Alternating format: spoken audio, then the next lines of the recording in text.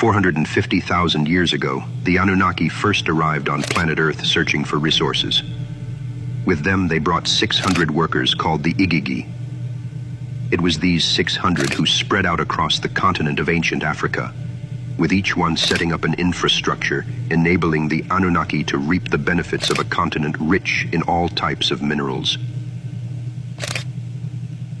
This is the story of the Anunnaki in ancient Africa, the decorated cities they built, the mines they created to obtain the metal that shines like the sun, and the spacecraft they utilized to convey their precious cargoes of gold. You will witness how they formed their stargates and how they were used, but most importantly, where and how they created their worker man. This is the Anunnaki connection.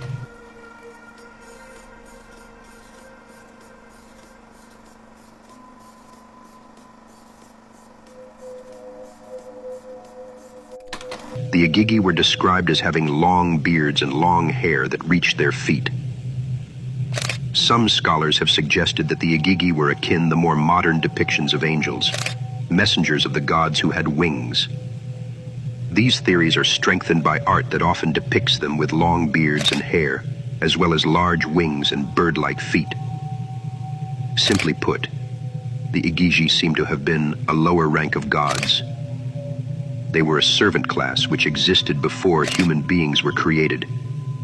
Occasionally, the term is used synonymously with Anunnaki, but this seems to be inappropriate.